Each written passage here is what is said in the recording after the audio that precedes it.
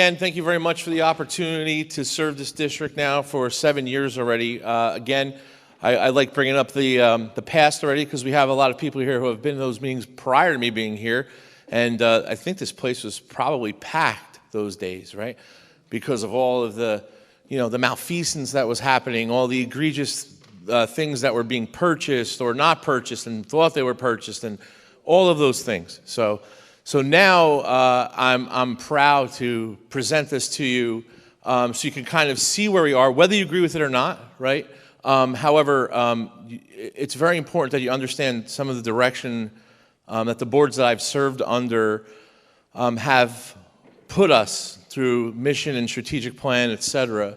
And one of those things is basically to, do what is best for the children and the students in Belleville and make sure that they have the same opportunities as everyone else, right? Because that's what we're about as an educational, organization. We're here, we have the most important product that anyone can make for a corporation, and those are kids, right?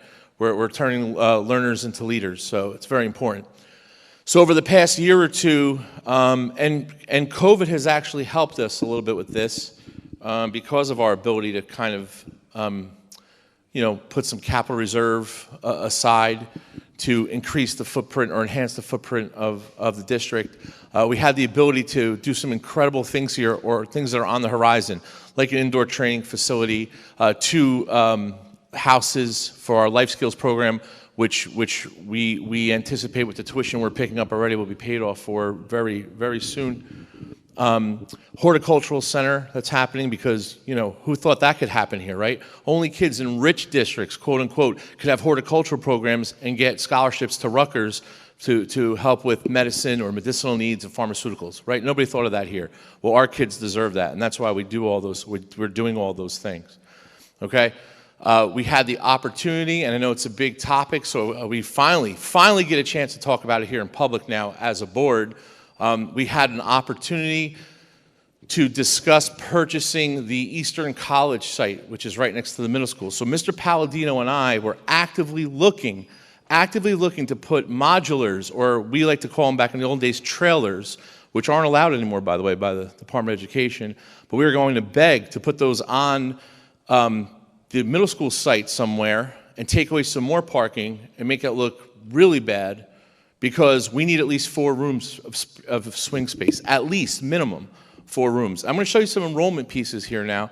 And yeah, preschool has a lot to do with some of those overall numbers, but I want to show you some of the site increases just since the October 15th report. I don't think you understand that. This has nothing to do with developments and all those naysayers saying, oh, this is going to do that. But I'm not naive to think that that's not going to increase our enrollment down the road, but we need to project for that. These are just increases now, post-COVID increases, that you could deny all you want, but those children are in seats.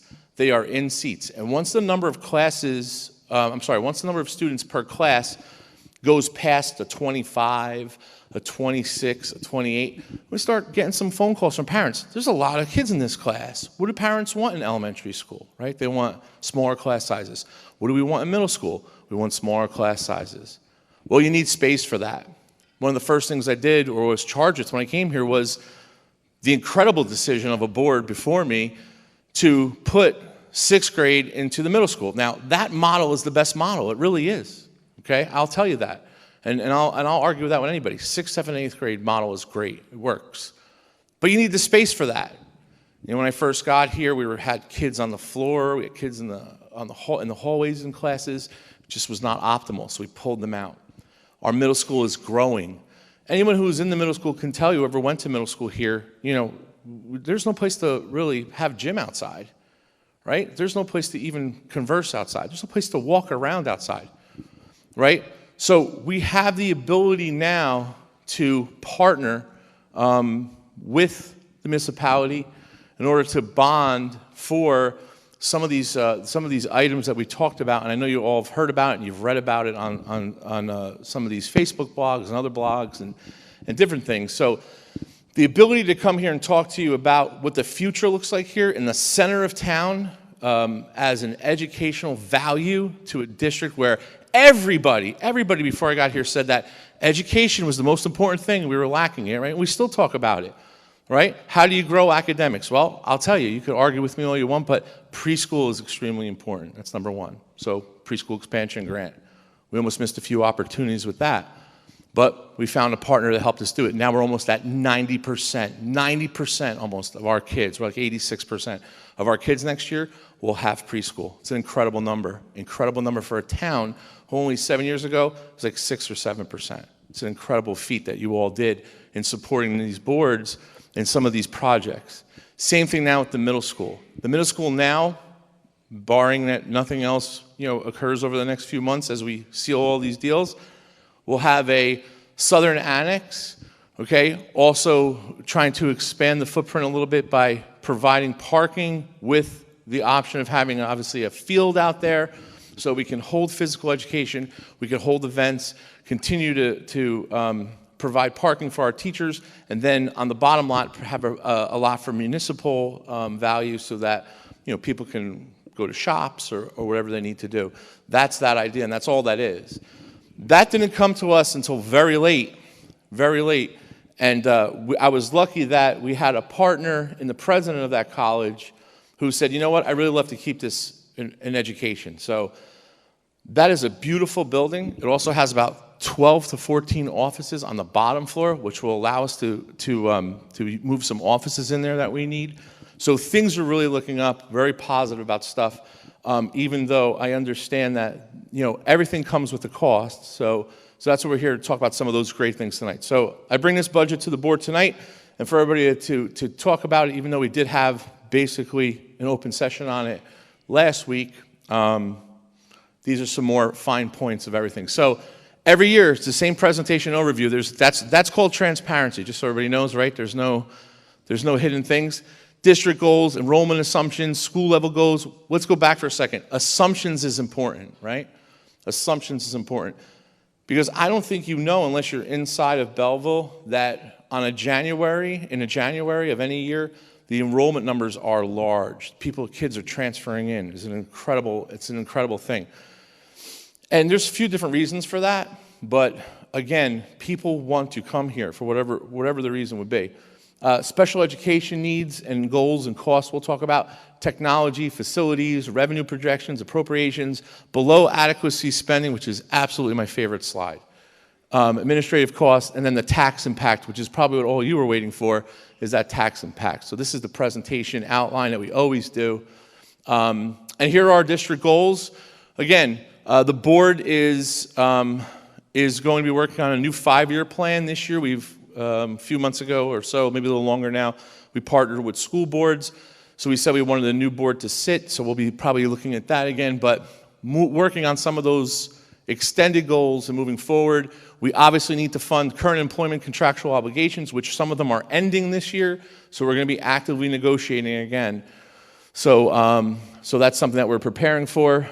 Review and restructure district personnel needs. We are continuing to add some teachers in some positions, counselor positions, et cetera, from the board direction. When I work with the personnel committee, we have an incredible new position on tonight that's really going to help the life skills kids in the autistic program that we're hoping to push out starting July 1. So all the work that we're doing in committees is really coming through. Continue to grow the district's curricular and academic programs. We're going to advance some academies, enhance STEM programs, some of the things that you've seen already with the anatomage tables and different labs I'll talk about in a couple minutes. We continue to try to enhance the AP program, further advance technology. Go back to AP for a second. We're even offering now, I probably shouldn't say this because I'm not sure if we're doing it, but Mandarin, am I right, Ms. Calhoun, or no? We're offering Mandarin, very excited about that. You wouldn't have seen that 7 years ago. And we're also offering AP classes to students to take on their own if they want to take something that we don't offer. So we're even doing that avenue. So I want to thank her for that and the high school team. And Mr. Lipo too. And continue to build Option 2 programs, including the aeronautics program. We started that last year. We want to continue that.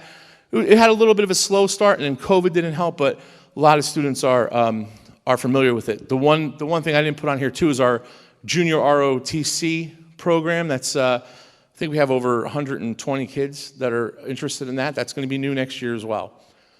The Belleville Bridge program we started last year was for learning loss. We're going to continue that this year. We were just talking about today, Ms. Shanklin and myself, with regard to when we're going to do that. So parents, be ready for that. Please take advantage of this. We didn't have enough parents in elementary school take advantage of this last year.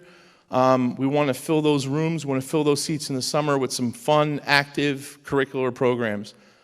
Middle school and high school have the same type of programs.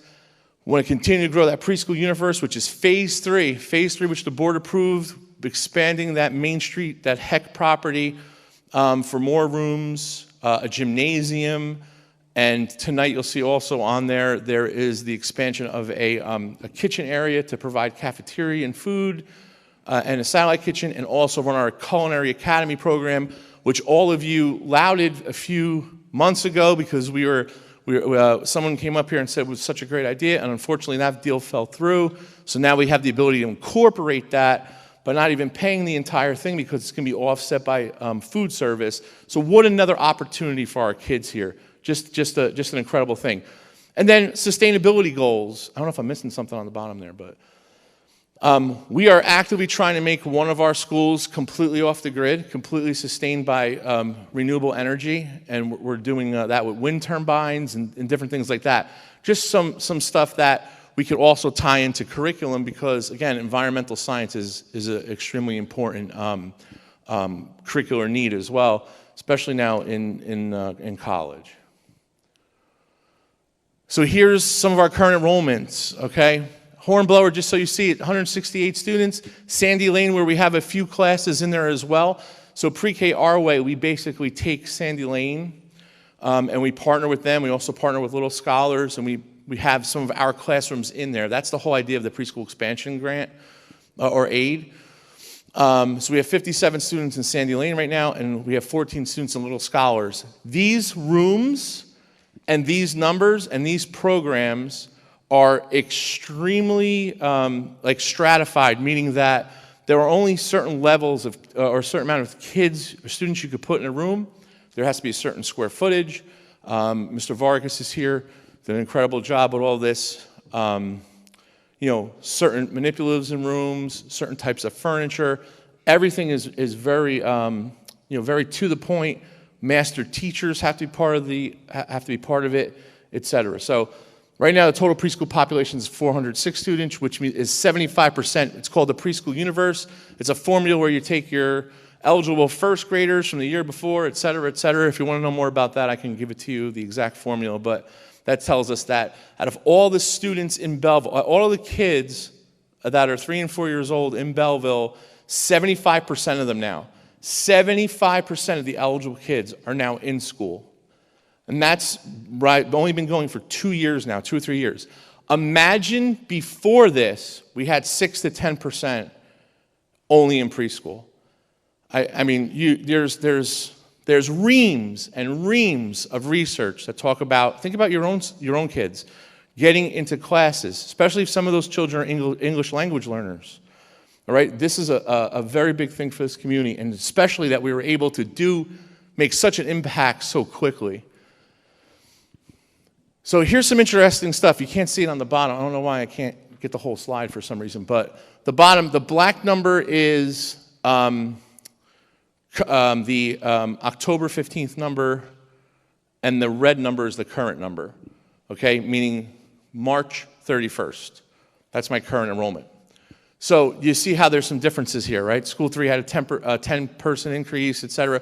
But here are your numbers. School 10 had a little drop-off. It could be a program change. But I have to tell you, when I first got here 7 years ago, I remember Mr. Egan and I, if you all remember, we kind of consolidated to save money. We consolidated an administrator, and we had one administrator do 2 buildings. And Senator Ruiz called me to her office, and she said, how's that possible? And we talked about the enrollment there. And I remember School 10, I think, was under 100 students, maybe, or just right hovering at 100, right? That was 7 years ago. Now we're at 172 today. I mean, I don't know what else to say to everybody who's, pointing fingers. Middle school, 683. We had 700 March 31st. And that's taking the 6th grade out. 700 kids in that building with all the other, this isn't like the 80s and the 90s when I went to school. There weren't any mandates. We had one computer maybe in a room, right? There was 45 kids in a classroom, right? Remember when it was hot, everybody was by a fan, everybody was sitting by the fan, it was blowing on you, all those things. Those things are all gone, right? You need labs, everybody needs computers, we need a certain amount of square footage per student, et cetera. All different things now. High school 1452. And here are the assumptions. Again, these are all basically given to us. And it doesn't take into effect the growing footprint of the town as well, which is obviously going to change some of these numbers. But they're approximating 122 more students, or a 2.59% growth increase.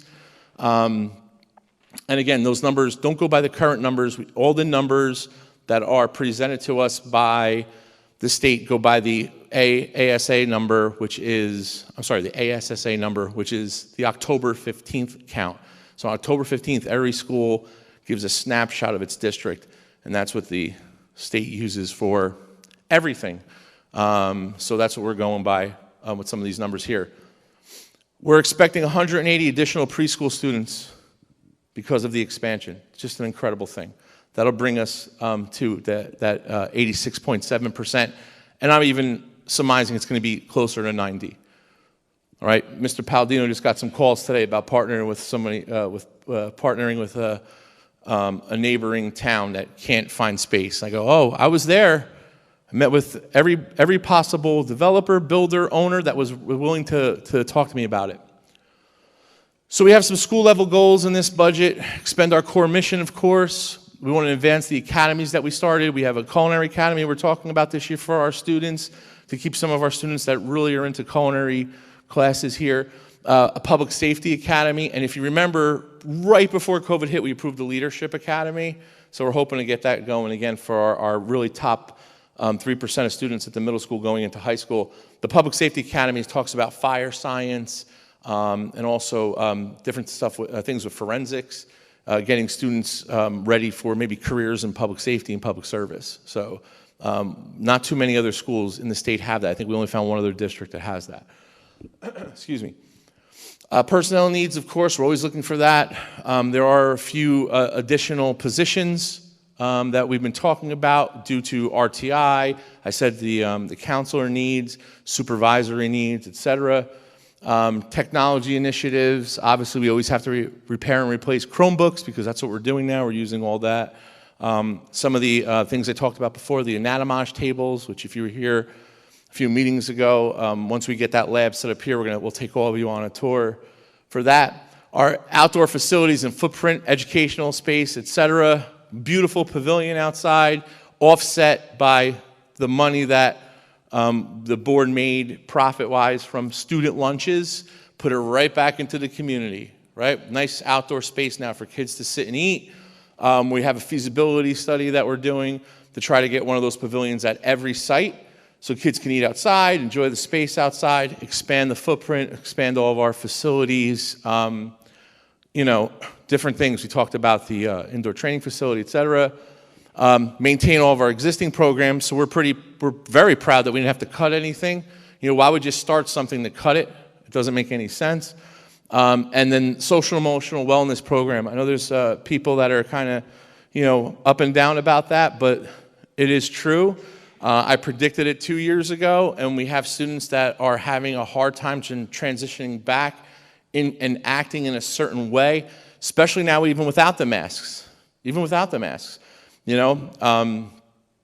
Taking the mask off was also a different transition back to school. Kids now see each other's face differently, maybe. There's a lot of anxiety still there. And if you don't believe that, well, then you haven't talked to anybody, unfortunately.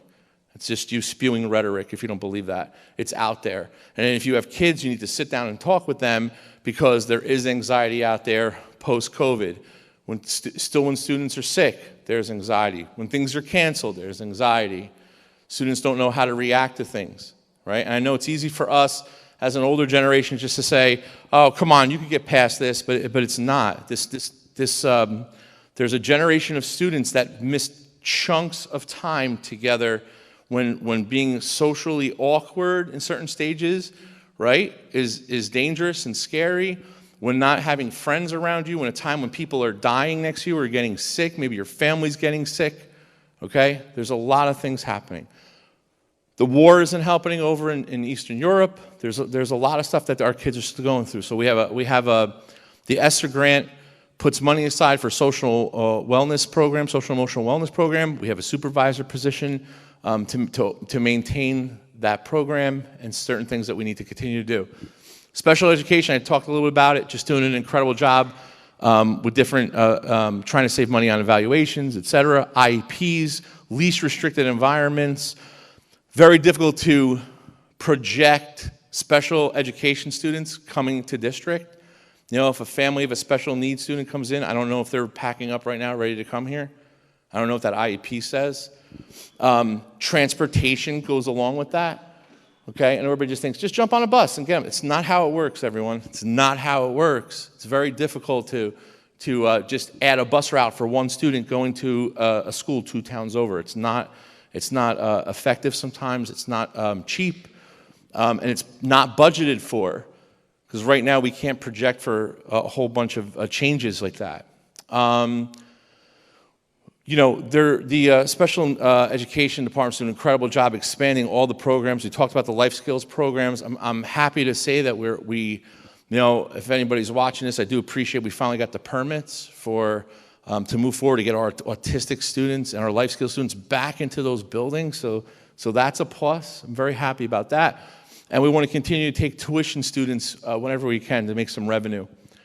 Technology goals, structural and administrative technology support, expand the department. We've done that because, you know, the more computers you put in hands of people, the more techs we need, right? The more assistance we need to make sure that everything's working. We're moving to Power School or back to Power School this year. You parents will become now even more of a part of that technology universe. There's something called Schoology. You'll be talking to teachers, getting grades, et cetera, in real time. So there's going to be a lot of training in that, so stay tuned for that. We talked about the Anatomage Lab, a new STEM lab that used to be in the Board of Education offices. Again, getting us out of there, getting administrative offices out of rooms to bring back educational space. That was the plan 7 years ago. I think everybody forgot it, though. Everybody forgot it, because every time I try to do that, someone complained. Everybody forgot it, right? So guess what? I'm reminding all of you again. The whole idea, when I first got here, was to get all the offices that are necessary, even though you don't want to believe that maybe, they are necessary. Take them out of the libraries, take them out of classrooms, take them out of essential laboratory areas, like where my office was, and now we have a beautiful technology area where we're going to have a parent, sort of like a genius bar for parents that are having issues or kids are having issues. They come on in, talk with one of our techs, and on the other side is a full STEM lab, which is looking great. Definitely needed for a long time, and I'm glad it's finally happening here. So we have a lot of facility goals, obviously. I don't think that's understated. Every year we want to maintain and coordinate all of these systems that you may not be aware of. Heat, ventilation, air conditioning, which is known as HVAC, electric, water, fire alarm, other safety systems. IPM is integrated pest management, okay? Lead and environmental testing. You know, we've done environmental testing before anybody else did, okay? So that's something that I just have been doing in my 25-year career. We're constantly checking for different things just to make sure our students and our faculty and staff are safe. But those are just management things. Those things we do every time we have to, and those aren't free to a school district. Electric isn't free. So when your electric bill went up this year because of the gas prices, right, or your oil or your heat or whatever it is, so did ours. All right, so all of those things increase. We don't get it for free. Your water bill went up, so did ours. Okay? Maintain preventive maintenance programs, all the things that we're doing, especially the big thing now, HVAC, the HVAC systems, constantly changing the filters. All right, that adds up too because of COVID. But, you know, Rich Henry and his crew does a great job. Custodians do a great job. Our district vehicle fleet, we were talking about today. We've got to maintain that. Improvement projects like outdoor spaces, the middle school annex, offices, field, and the deck, the parking deck that I talked about. Middle school auditorium, to bring back that historic look and to utilize that second floor. We have some ideas for that. Possibly not that I'm giving it away, but maybe we saw an auditorium that had us, because don't forget that clearance is pretty low. It's probably not even code. We saw an auditorium that has a plexiglass top for like a hockey kind of thing. That maybe we can do that so our students in our community can utilize that beautiful auditorium that's not really being utilized. Playground projects at all the schools. Okay, all the schools are getting playgrounds. Hopefully with some of the passing of some of the other stuff tonight. Municipal stadium office and storage enhancements, part of that bond, that shared service agreement. We need some space for our phys ed teachers, for storage and whatnot at the municipal stadium. You know, we go out there and we use the field all the time. We need some office space out there too. HVAC project, that's the big one, right? We took that money that we got for the air quality and we put it into air. We listened to what the parents were complaining about to us a year and a half or so ago because it was very hot with the masks on and everything. And we went forth and we have an HVAC project going where the classrooms will be air conditioned. That's starting this summer. Environmental lab is something that we were talking about. We have the opportunity possibly to build an environmental lab down on a riverbank. The board's actively looking into that, so stay tuned for that. The horticultural center is going to be behind one of the new houses right on Greylock. It's a large greenhouse, and if you remember from a few meetings ago, a while now, we partnered with Nanina's to do farm to table, where their idea is maybe have a chef come in and cook with the culinary unit by using the herbs, vegetables, et cetera, that our kids are growing. But the whole idea is to put the science and the curriculum behind it.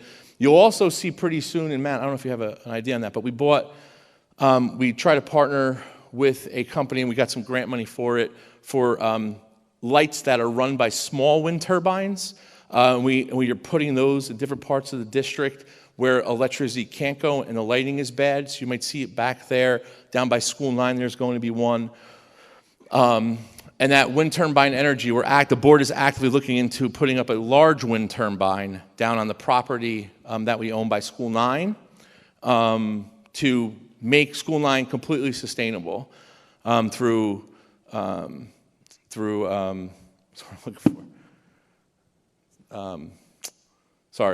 wind turbine and other panels and whatnot.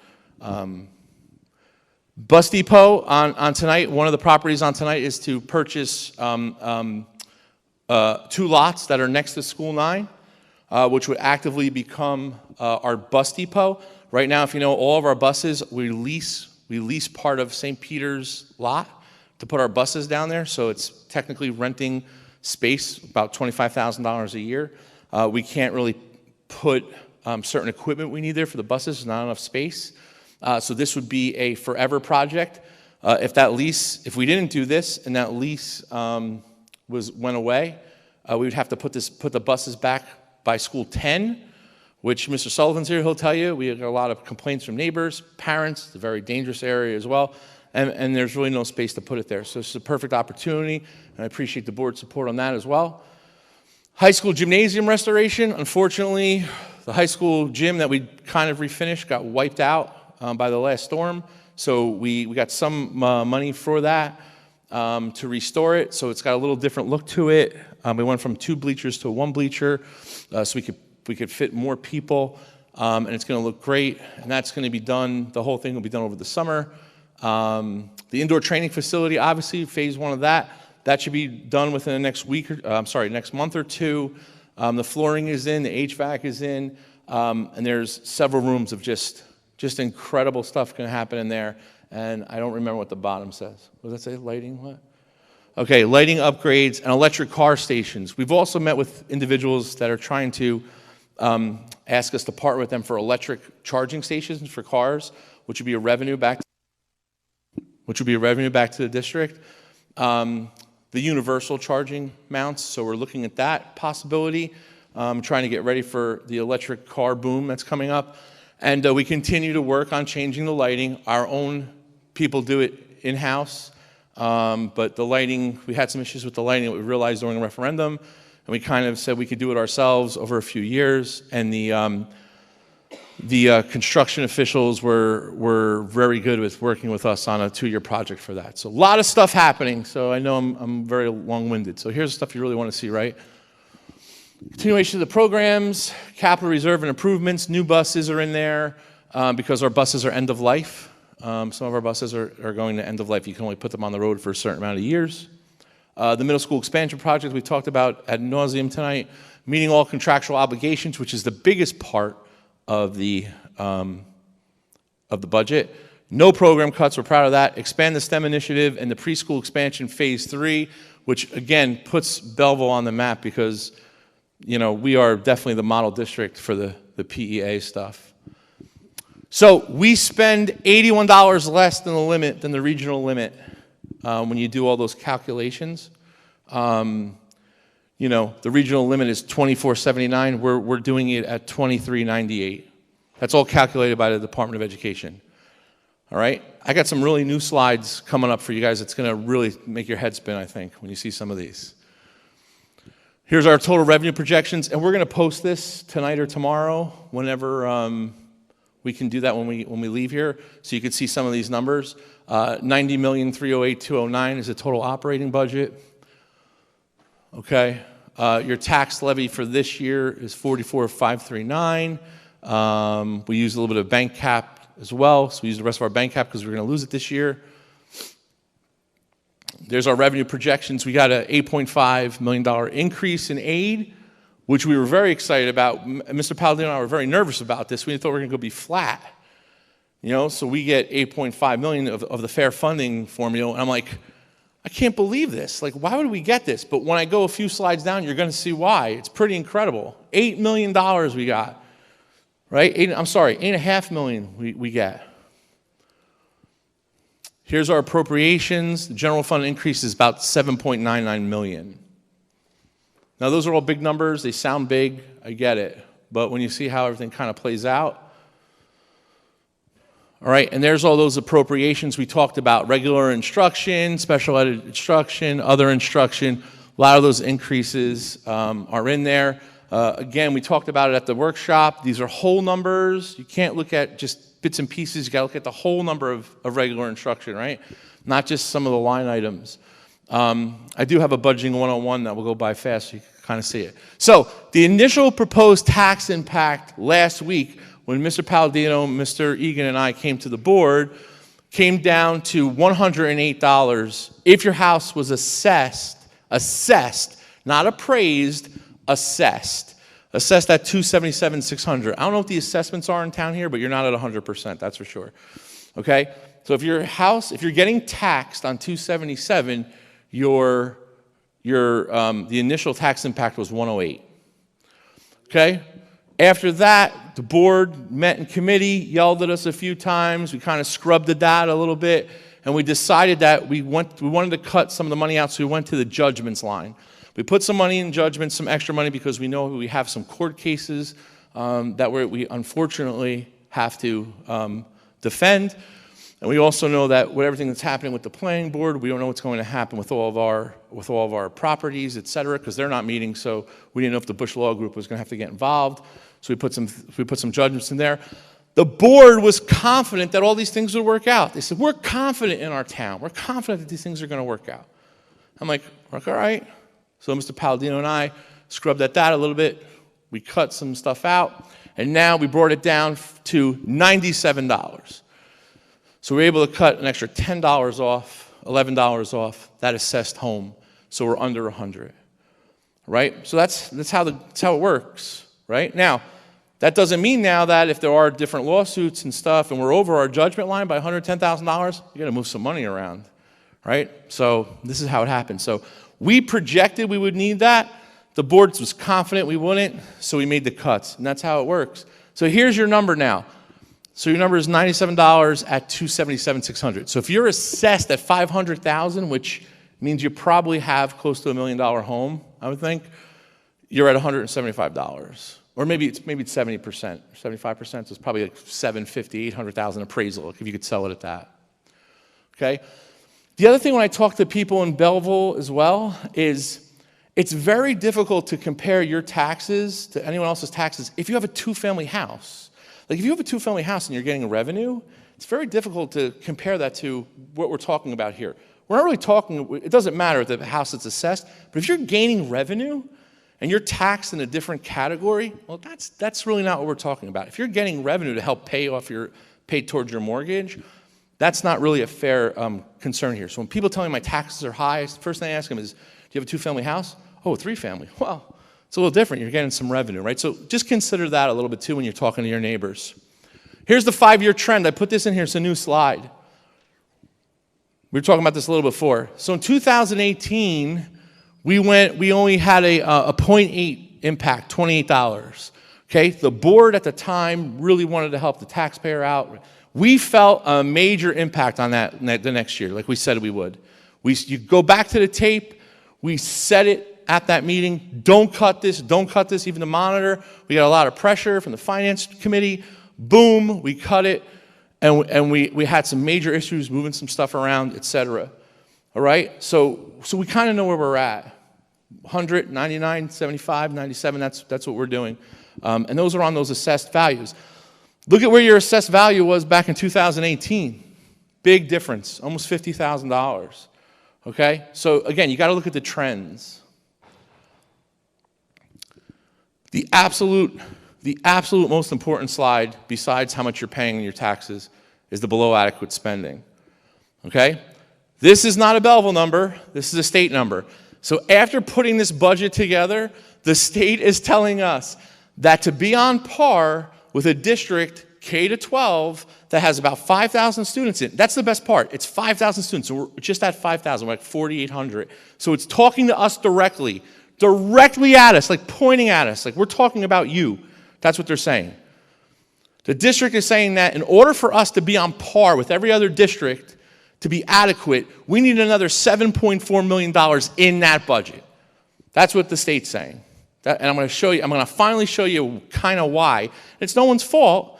I guess it just happened over the years, but I have it in here. But that's a true definition. A true definition. There's nothing else to talk about. You got to move that up for me. Can you move that up for me a little bit? Somehow? I don't know why we can't get the whole slide on here, but. So just tell me what the first year is. Sorry. 2014-15, so right before I got here, our below adequacy was $18.9 million, and you were in a $4.7 million deficit. That's insane. That means that this budget needed $18 million just so your kids could be on par with other kids in this state. We've come up and down the valley. We're still at $7.4 million after we got the increase, after we got the aid increase. So we're doing the best we can to make up all that was lost or all that the kids in the past never got. But, we got to do it, obviously, as fiscally responsible as we can. So what I'm saying to you is $8 a month, it's not bad, and I appreciate it. $8 a month, it's like Starbucks, one day a month. Here again, your adjusted revenue projections are on $90.1 million now. Tax levy, 44.429. All these numbers will be on there. I know they're going fast.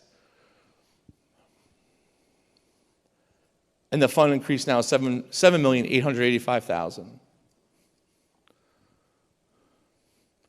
The adjusted appropriations, okay, the increase over the total general fund, about $8 million, $7 million. One of the things in there, and it doesn't look like it's a lot, but charter and special schools, we pay over $1 million to charter schools, and now special schools, which is a new category, is $50,000. Okay, everybody was talking about. Ms. Jocko brought it up with regard to some of the savings we have this year, or some of our reserve this year, not capital reserve, some of our overage this year. We put that into the tax impact. So there's about, is it $750?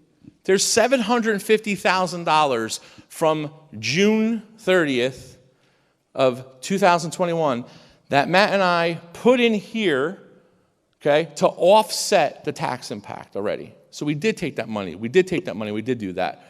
Okay? So just so you think it's like, so when someone gets up and says it's just floating around, it's absolutely not true. It's in there.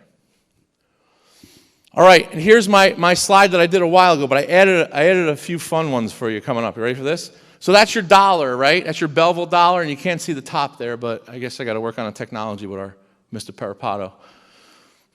So this is what we got from the last year. We only have those tax monies. Obviously, the new year's not over yet. So most districts, the tax dollar percentages are higher for the schools, close to 60%. Close to 60%. Okay? Now, this is not the fault of mayor and council. It's absolutely not. I say this every year. This is just the way the formula rolls out and how we've been spending it. Okay? If the boards, if the past didn't increase the levy, but the township did, that's no one's fault but the people at the time. All right? And we don't even know who those people are. I couldn't even be able to kind of rip it apart and scrub it and tell you where it is. But this is the reality right now. And there's no fancy thing that you could go in and say, can we change the formula now? No, it's little by little by little, eating away. It's going to take years to switch that. Okay? But if you took $1 and you broke it up, this is what your dollar looks like. 48% of it goes to the township, 38% of it comes to the school, about 1 and about a half of 1 for other county and municipal stuff. Okay? So now kind of check that out and see what I'm talking about. And now look at this one. So we all talk about Belleville, Bloomfield, right? I love it. Those towns are incredible, just like Belleville. So I wanted to show you what their dollar looks like. Okay, so what their dollar looks like. So here we are up there, same dollar, right? 48.3, 38.3, and 13. Let's go to Nutley. Nutley's municipal tax impact is 33%. Their schools are getting 50% of the dollar. 50%. Their school tax portion last year, from what I could find, was $279. And that might be a special assessment, I don't know. That's pretty high, so let's give them a pass on that. Ours was $75. And Bloomfield's kind of close, $83. But look at the discrepancy there. 37% for the municipality, 47%. Okay? So if you look here, I don't know if I have a little thing here. Do I have a little thingy? Okay. If you look here at the school, the two neighboring districts are spending well above their tax dollar, okay? And not as much in, I don't really know if any of them are in under adequacy, but not even close to us, that's for sure. I think it's important you see this, right? Because this is very easy to say, oh, look what they're doing, look what they're doing. Look what we're doing with less. It's an incredible thing. It's an incredible thing. That's the positive stuff. That's the positive stuff that we have to start talking about more here instead of all the negative stuff. All those positive things. So real quick, last year we did a budgeting 101 just so when you get all those numbers, you get a little confused or whatever. It's very simple. Like one of our the members of the public said, it's just really calculations. It's not a big deal. But even when I teach this to administrators, they all get nervous because of all the numbers. It's not really a big deal. It's just take a breath, right? It's very simple. That's our number, right, of an account line. So let's say it's an account line. It gives you what the number is. It gives you the difference from the year before, right? It's not really a big deal. This is where it gets interesting, okay? So for example, when we talk about teacher salaries K-12 and then the preschool contribution from the aid into the fund, this is where the numbers start to make a little bit more sense, right? 15 full-time teachers, 12 specialists. Oh, I didn't know we had 12 specialists. Of course we have that. Who do you think teaches art? Music, gym. Oh, I didn't think about that. Right, exactly. Right? Same thing here. Grade 1 through 5 teacher salaries. 80 full-time teachers that are in the classes 1 through 5. 80. Okay? There you go. Another 12 specialists that are now paid at 72% because some of them are shared, right? We have 6 teacher coaches throughout the district, which was definitely needed here to help advance professional development, et cetera. So each one of those lines pays 33%. 3 new hires for new classrooms that we need. Okay, 6 to 8 salaries, $5.8 million, 62 teachers there, full-time, only full-time, 6 teacher coaches. We haven't even talked about substitutes yet. We haven't talked really about some of the other things that happen on a day-to-day basis. Okay, 4 new teachers there we need because of the enrollment issues that are coming up. Okay, here is high school, $9.6 million, 96 teachers. Okay, 33% for those teachers, coaches, they help out up there as well. 9 new hires for different electives. You know, the board wants to expand some programs. We got to get people to teach it. Well, counselors, right? We wanted to add counselors, obviously. We talked about that ad nauseum again. And then there's something called 6-period salaries there. So when we have like the need to just teach like 2 periods, so we don't need a full teacher, well, the contract calls that we pay another teacher to do a special period. Those add up to about $20,000. Now, it's deserved if it's contractual, so we have to pay it. All right, and now these are also included in those budget lines. When you see those budget lines, you're like, well, it's just not making any sense. Well, you also have to add in the paraprofessional salaries, home instruction when a kid's sick at home or is on there for discipline issue, preschool staff salaries, substitutes, supplies. There's some miscellaneous things there, which really is only $12,000. And we still, believe it or not, have textbooks. We still have some textbooks that we're using. On the agenda tonight, though, Mr. Coben got rid of a lot of them, and we gave them away to Union County. So we're trying to, recycle that to do more technology. So let's look at the breakdown. Remember that number? Well, there it is. Preschool contribution, right? Because the general fund has to contribute to the preschool aid, so we can offset some of that. Kindergarten salaries, 1 to 5 salaries, 6 to 8, 9 to 12. Miscellaneous instruction, $28 million. Now remember this line? Well, that's the increase. So the increase in instructional salaries from one line to the next, $2.8 million. It's that easy when you go into the budget, when you see it. So I know you're all going to run home tonight, look at all the numbers, and see what the differences are. So instead of getting wowed by the big numbers, look at the reasons why there's increases, look at the percent increases, and look at why, right? Contractual agreements are a high percentage of all this, right? If the entire district teaching staff gets 3%, well, think about it. I have to at least raise at least 3% right off the bat before we even start. The whole idea of negotiating 3 to 5 year contracts is so we can prepare and project it, right? We got a new contract coming up. We don't know what it's going to be next year. So this is it, right? So these are the factors that are driving those increases to the budget, though. Overall salary increases, home instruction, summer school. There's $1 million in professional development next year. Okay, that we need to pay out to some of the teachers, pay back the bond. We put $1 million conservative in there. Benefits and annual PERS payment, which is pension payments, etc. The charter school tuition, sending kids to charter schools is about $200,000. Special ed district tuitions, new staff hires, new equipment for maintenance and IT, and then we cut that legal reserve. So the total general fund increases are those numbers. And that's basically the breakdown. Again, under adequacy, under $100 tax increase. This board has done a phenomenal job. Thank you very much working with us on this over the past few months.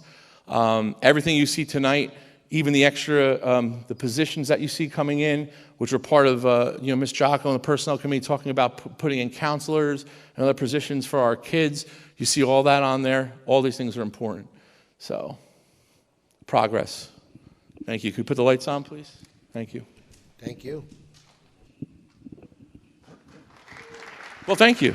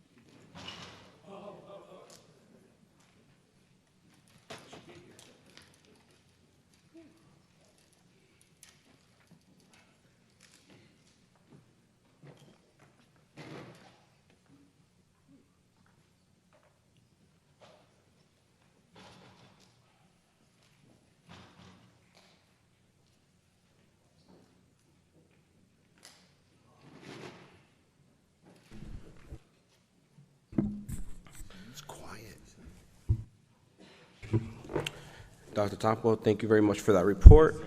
A lot of information, and I appreciate the efforts that you and Mr. Palladino put into getting this ready, and the auditor as well. Can I please have a motion to open public participation? Motion. Second. All in favor? Aye. Aye. Any opposed? Mr. Padlino, call the roll. Trustee Dattis.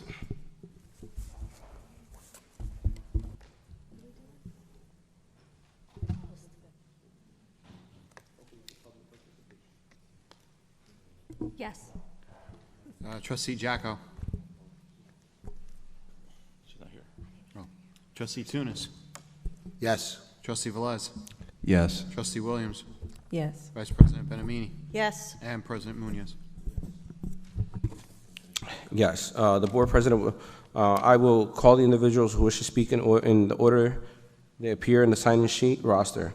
The individuals called to be heard shall proceed with his or her comments as briefly as the subject permits. There is not going to be a time limit into this discussion, but it's important that we discuss budget topic specific. All inquiries must be directed at the board president. Mr. Sheldon?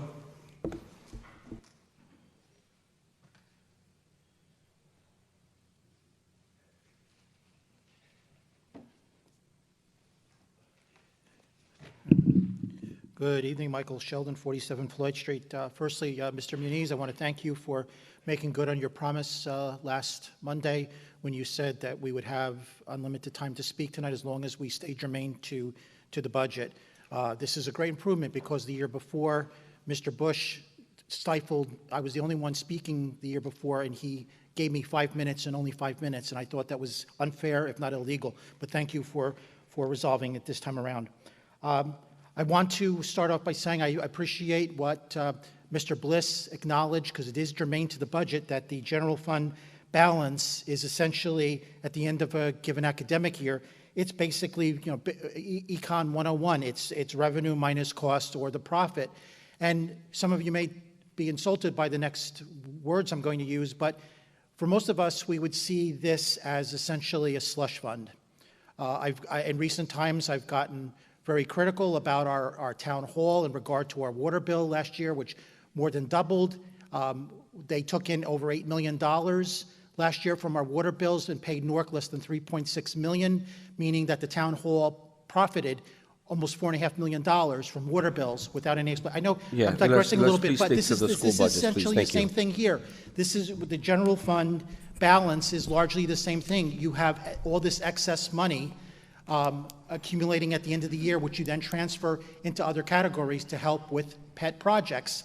Now, and that's now almost $10 million. It steadily increases. I said earlier tonight, every year it's gone up by $1 million or more dollars, 3.5 to 5.1 to 6.2 to 7 to now almost $9.7 million. So I think just this alone shows that Belleville residents are paying more taxes than they necessarily should be.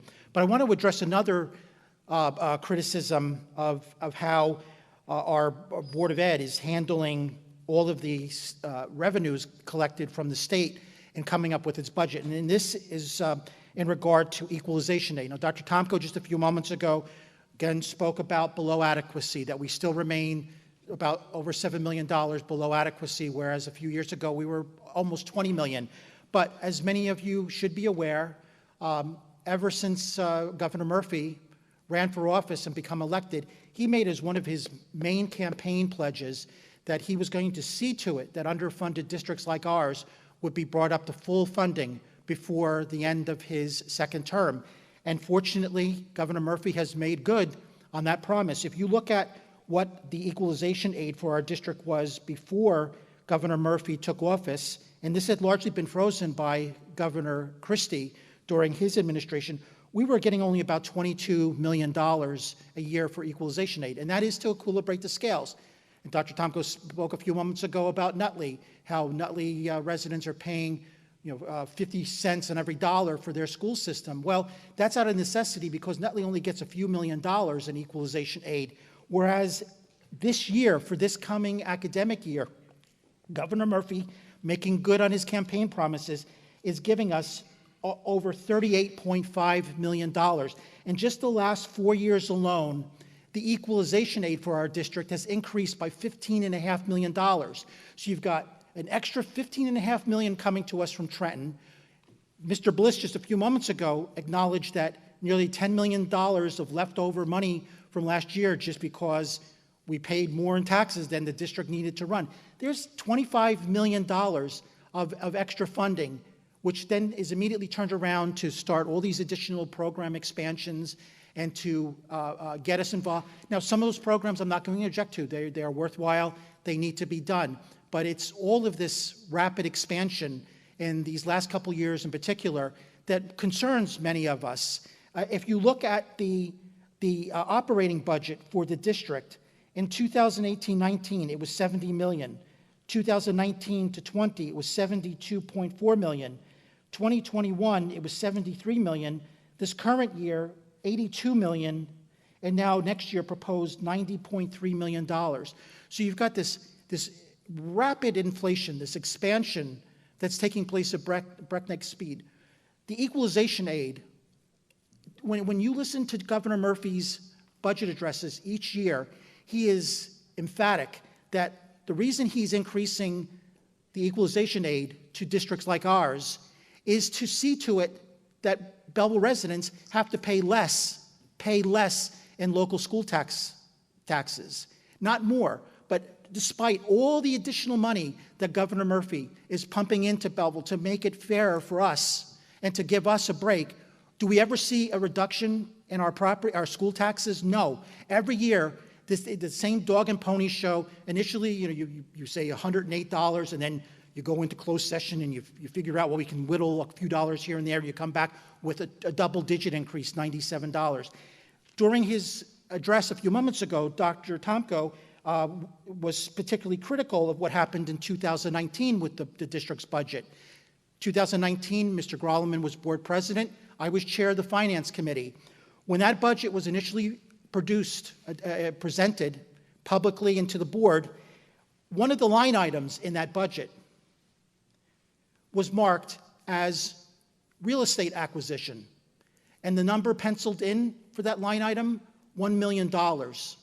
Now, as soon as I saw that, as well as Mr. Grolleman, we basically gagged and said, no way, not under our watch. We're not going to allow items like this. Can you keep it to this budget, please? I'm going to tie this in. But this is an example, as I argued last week during the workshop, which, by the way, I still maintain was not properly noticed. You never got back to me. Mr. Sheldon, Mr. Sheldon, this is a conversation about this budget. So just All right, try, well, it's supposed to be. As I said last week, I pointed out then and there multiple items which I feel, still believe, are padded. In particular, for example, the teachers, the salary item for grades 6 through 8.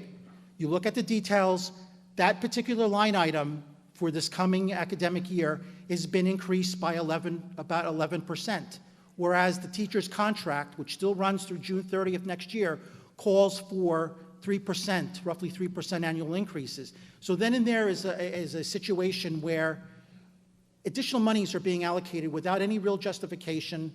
And Dr. Tomko last week gave a lot of obfuscation where, oh, well, we need teachers coming to go to this area, but you have other budget items to take care of the teachers in those areas. There was no real explanation offered last week, and I doubt I'll get one tonight, why that particular line item alone for the teachers in grades 6 through 8 has to be increased by nearly 11%. So I was very curious about the projected population for our district next year, which, as you've advertised, you're projecting 5,450. Dr. Tomko at least answered that question at this stage by saying that you're expecting K through 12 to have a population of over 4,800, and I believe you said 580 students in our pre-K. So that would bring you to about 5,400, which answers that question. But we'll see come next October where the actual populations are. I'm going to make note of what was said tonight and compare that with what numbers are revealed come October 15th when the first population numbers have to be given to the DOE. Now, let me just give me 1 second here.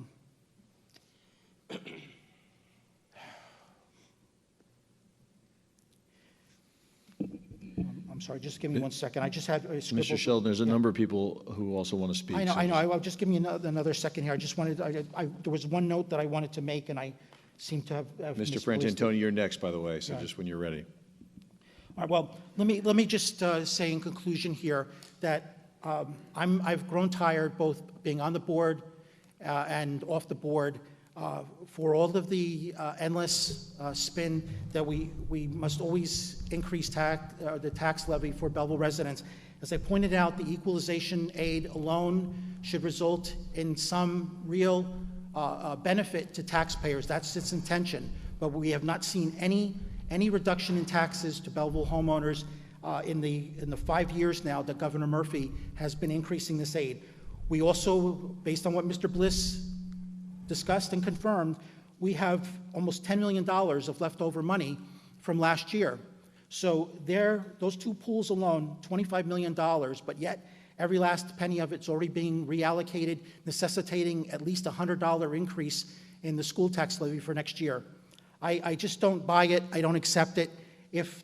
I know from being on the board how complicated this matter is, how difficult it is to make sense out of all these numbers. As I've quipped, with my background in physics, it's easier to understand quantum electrodynamics than it is a Board of Education budget. But I still don't believe that there's a real reason to increase taxes once again. If the board really pushed to shove. Mr. Sheldon, do you actually have a question? Yeah, I would ask the board to once again table your vote tonight, go back into committee, based on the equalization aid numbers and what Mr. Bliss said, try to find a way to reduce this budget some more before moving to adopt it. I think if you really make the effort, you could probably get it down to a single digit, if that. So that's all I'm going to say for tonight. But please Thank try you to very do some much. more to make a fair budget for the Mr. taxpayers. Frantantoni?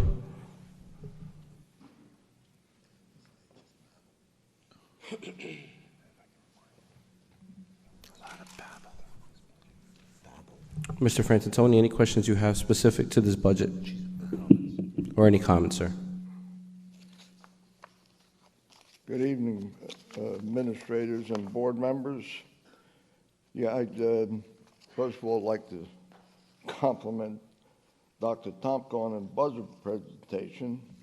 I'm sorry, Mr. Frantantoni, could you speak into the mic a little bit? I can't hear you. I'd like to thank Dr. Tomko for his budget presentation. He's a good speaker. He could probably sell snowballs to Eskimos. Now, called transparency. That's what he said. But let's get something straight on this, on the budget, on the presentation. He's an eloquent speaker, but the truth has to be told.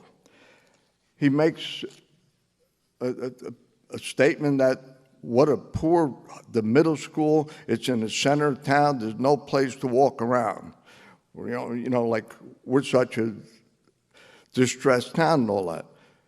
I don't know if he's ever been in Bloomfield. Bloomfield is on the main drag.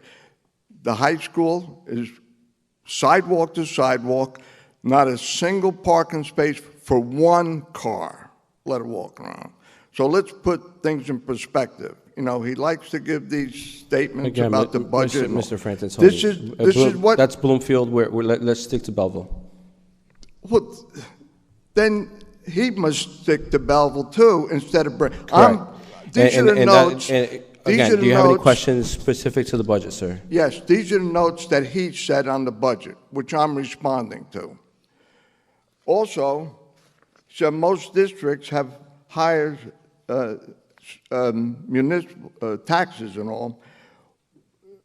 And here, we got the municipal much higher than the Board of Ed. Well, Dr. Tomko didn't tell everyone, we're a poor community. Our median family income is about $80,000, one-third of Dr. Tomko's salary. If the reason we're getting all this aid is because of the low income of our residents and all. He didn't tell you that. Nutley's a more affluent town. That's why they get state aid. That's what state aid is based upon, unfortunately. Same way with the municipal. The municipal brags that we get the fourth highest amount of money from CDBG. Well, the other ones that are higher are Irvington, Newark, and Orange. That's because we're a poor community.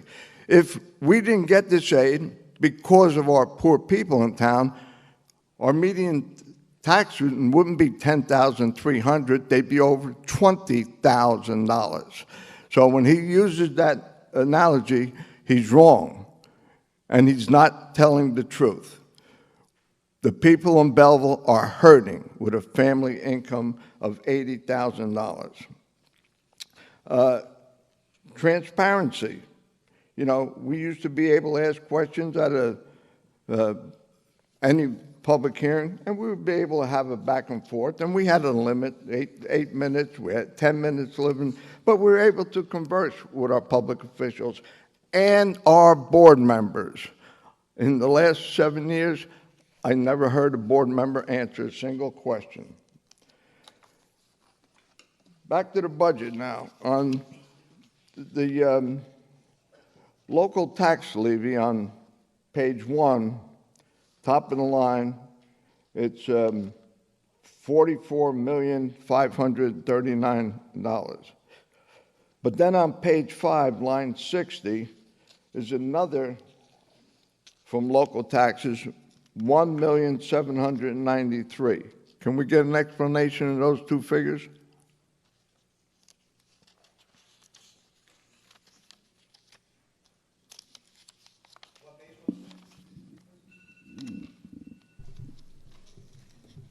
I'm sorry. Keep going. You can continue with your question, sir. What? We're jotting your questions down so we can answer them. Okay, that's, again, we go back to the lovely transparency. Again, Mr. Frantantoni, the process is you have your time to speak. Once you're done speaking, your questions would then be answered to. And I've been in budget hearings, like I said, long before you were born, and we've been able to get an answer. Mr. Frantantoni, We you keep talking about transparency, and then you reference the fact that in the last 7 years, the board hasn't answered a single one of your questions. When the board answers your questions as soon as you're done. So as soon as you're done, if you have questions, please ask them, and the board will do everything they can to answer them, like we did before. Go ahead. Mr. Bush, we're saddled. They do not answer me Listen, here, so I can do you have any more rebuttal. questions about the budget? Because there's other people in the community that want to speak. They answer me Sir, after do you I have sit any other down. questions about the budget? Well, first of all, why don't you read the board things? You don't run the meetings. The Mr. president Frantantoni, runs the can you meetings. please continue You're your next supposed to question? answer when somebody asks you a legal question. Mr. And that's Frantantoni. it. You don't run the meetings, Mr. Bush. Now, can I get an answer? Well, there's two. Yes, you will get an answer as soon as you're Tuesday. done asking your question, sir. Transparency. You have another line on the total operating budget.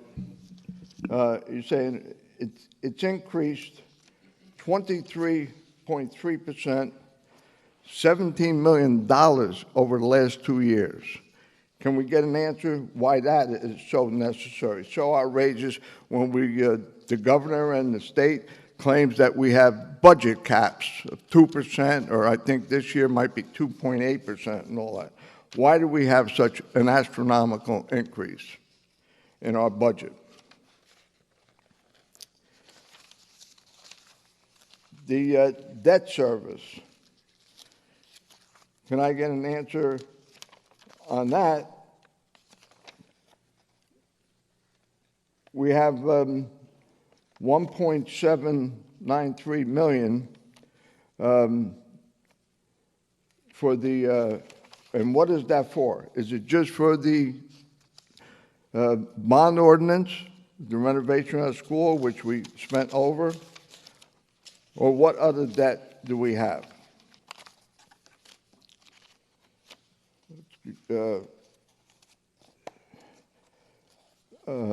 Miscellaneous services on the appropriations, page 14. What are these miscellaneous of $475,000?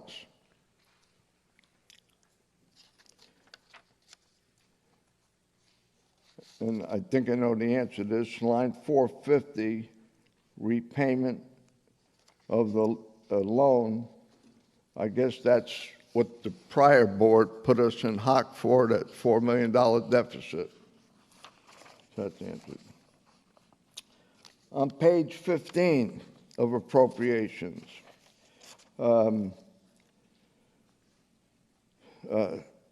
2023, line 461, total undistributed expenses. And excuse me if I'm using a word, because these are abbreviations. I don't know what the actual finished word is there. But it's $6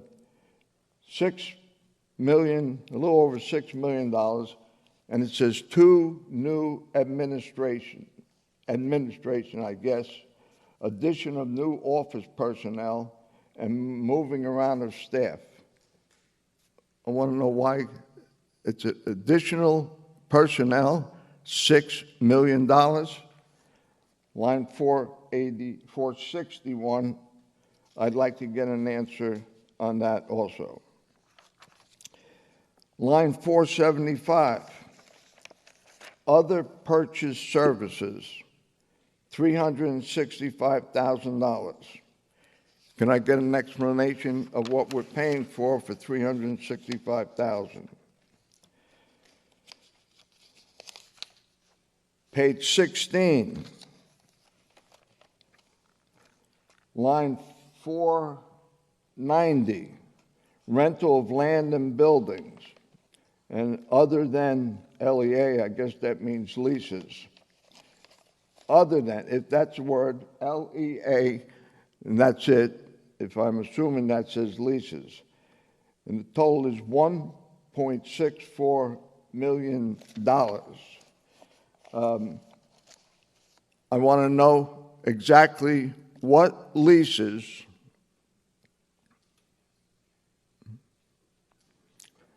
I'd like to know exactly what leases are being paid for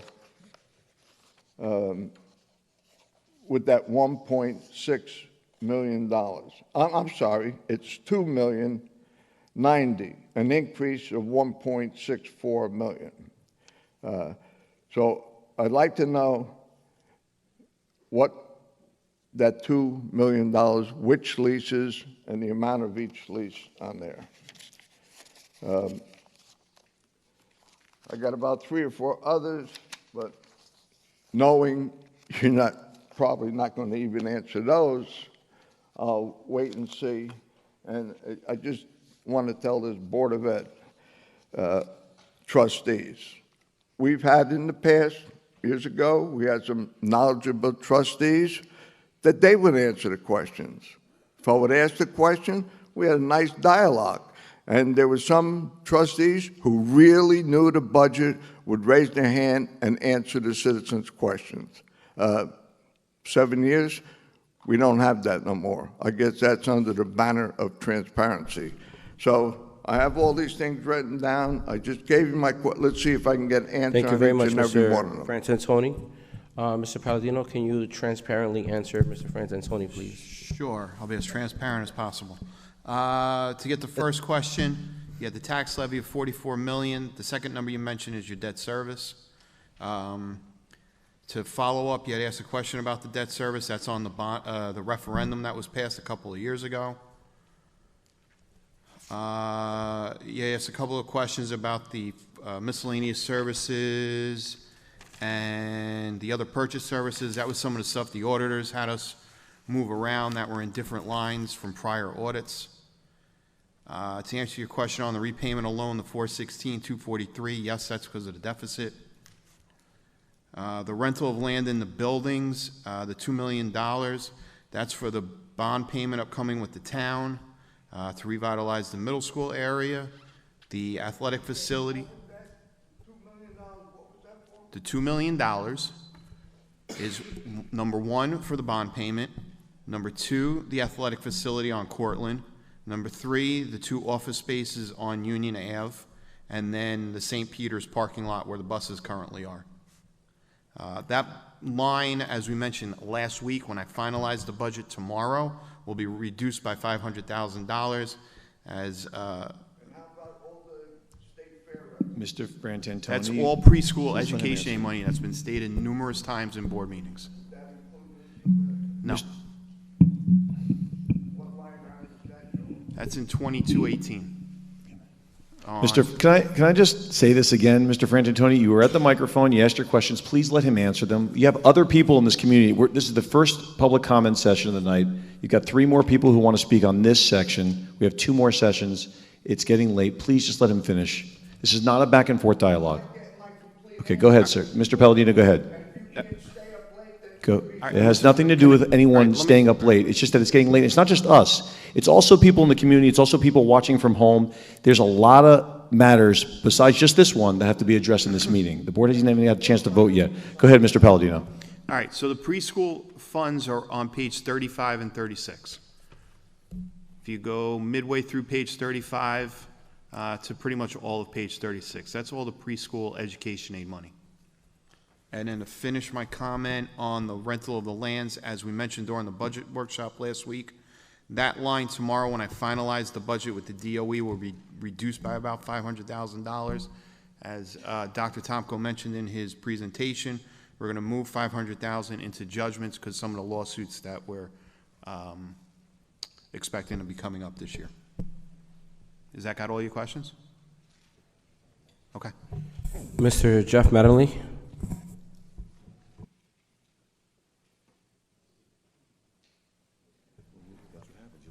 Okay, Mr. Mattingly's not here. Mr. Ruben Rodriguez? Okay, moving on to Mr. Frank. I believe it's Acuna, if I'm not mistaken.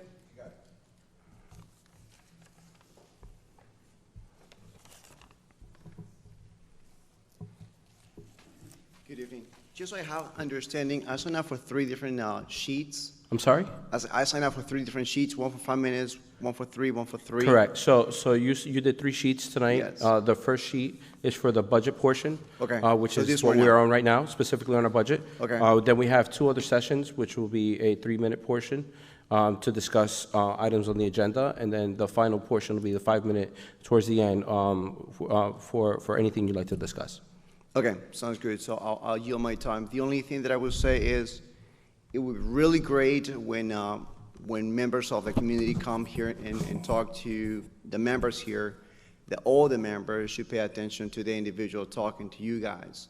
Because the same way that you guys ask for the members to address to all of you should be able to pay attention and looking at the individual from time to time and not just having your face buried in your computers. So some of the questions that are being asked, not in every scenario, but some of the conversations that we're having on the sideline are part of the question that's being answered. So we're looking to make sure that we have the appropriate response for them once we're able to respond. So that's why you'll see some of our engagements in the back end. That's where everything that we're doing is staying on top of with what's going on right now. Okay. No, I'm not talking about like side talks, but yes, throughout the Correct. Like I said, any notice. conversations happening here right now, I promise Right. you have everything to do with what we're doing right now. Just letting you know what I'm noticing. Some individuals just keep looking down on the computers and just doing something else, maybe. I don't know. So just so you know, some of us have the agenda, just to enlighten you, because this is my first time really actually seeing you here. So some of us have our printout, some of us have it on our computer, some of us have our notes and our comments, and some of us are actually making our notes through the computer when we do this, just so that you're aware of why. Very well. And I don't want you to feel disrespected as to why we're doing what we're doing. Some of us are using the computer. I'm more of a manual guy. I like to write everything down, and that's why you'll see a little bit of a difference with how everyone does their process. Thanks for clarification. No problem. Thank you. May I have a motion to close public participation? Motion. Strictly for the budget meeting, please. Budget portion. Motion. All in favor? Aye. Any opposed?